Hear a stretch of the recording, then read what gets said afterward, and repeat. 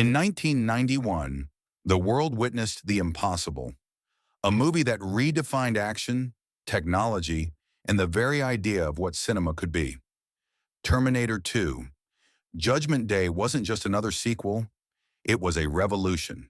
Behind every explosion, every line of code, and every drop of molten metal lies a story so wild it almost sounds like science fiction itself. Welcome to Scene Diary.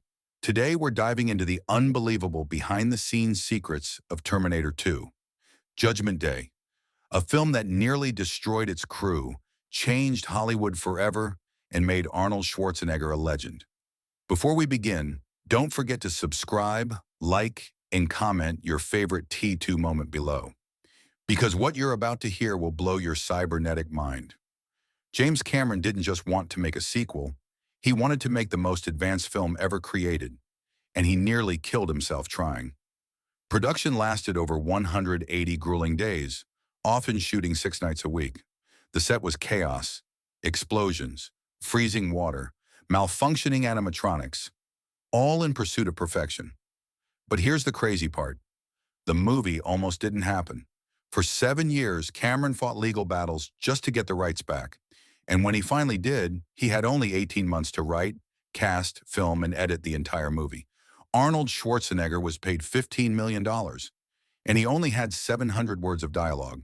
That means each word he spoke was worth over $21,000. Yet Arnold didn't care. He said the script was so good, I'd have done it for free. The T-1000, played by Robert Patrick, was unlike anything cinema had ever seen. Cameron wanted a villain made of liquid metal, but that technology didn't exist yet. So the visual effects team at Industrial Light and Magic invented it. Using groundbreaking CGI, they rendered just 5 minutes of liquid metal scenes, which took 10 months to create and cost over $5 million.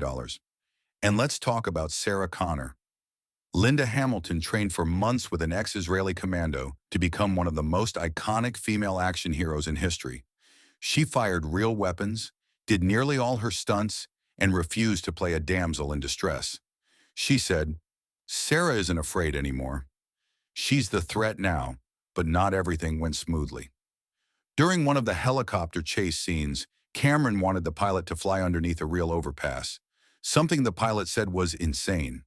Cameron just replied, "Then find someone who's crazy enough to do it." And they did. The shot you see in the movie? 100% real. No CGI, no safety nets. Even the nuclear explosion dream sequence was groundbreaking. Scientists later called it the most accurate depiction of a nuclear blast ever put on film. That scene haunted audiences, and even made it into psychology textbooks. The T-800's shotgun reload? Totally improvised. Arnold practiced spinning the gun one-handed until he ripped the skin off his fingers. They had to weld a metal ring to the lever so he could keep doing it safely. And get this, the crew only had one chance to shoot the exploding semi-truck in the LA River. They rehearsed for days, and when cameras rolled, everything went perfectly. One mistake, and the scene would have cost millions to redo.